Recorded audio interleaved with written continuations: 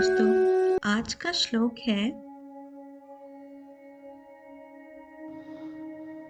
कराग्रे वसते लक्ष्मी करमध्ये च सरस्वती करमूले तु गोविंदम प्रभाते करदर्शनम।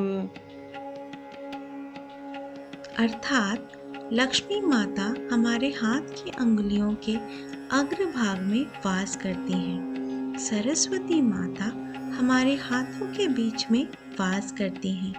भगवान गोविंदा अर्थात विष्णु भगवान हमारे हाथों के जड़ में वास करते हैं। सुबह के समय उनका दर्शन करना चाहिए।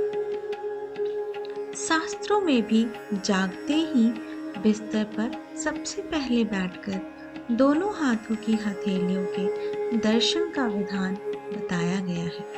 इससे व्यक्ति की दशा सुधरती है और सौभाग्य में वृद्धि होती है। जब आप सुबह नींद से जागें तो अपनी हथेलियों को आपस में मिलाकर पुस्तक की तरह खोल लें और यह श्लोक पढ़ते हुए हथेलियों का दर्शन करें।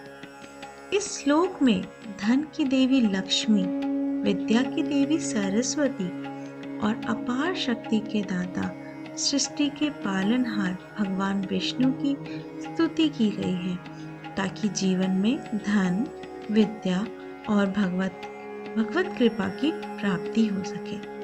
हथेलियों के दर्शन का मूल भाव यही है कि हम अपने कर्म पर विश्वास करें।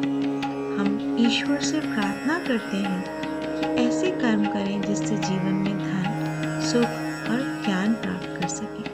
हमारे हाथों से कोई बुरा काम न हो एवं दूसरों की मदद के लिए हमेशा हाथ आगे बढ़े।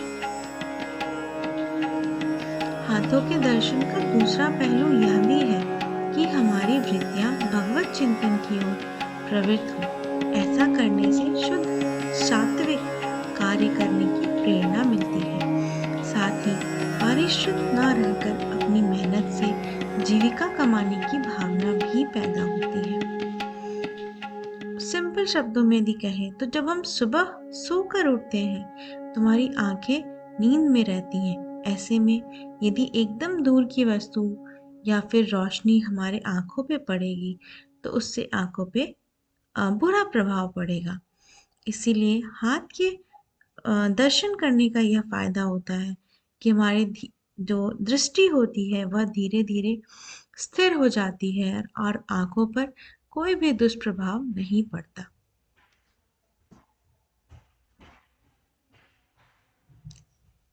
It means at the tip of the hand resides Goddess Lakshmi, in the middle of the hand resides Goddess Saraswati, at the base of the hand resides Lord Govinda. Therefore, in the morning, one should look at one's hands. Thank you for watching. Please share and subscribe for more.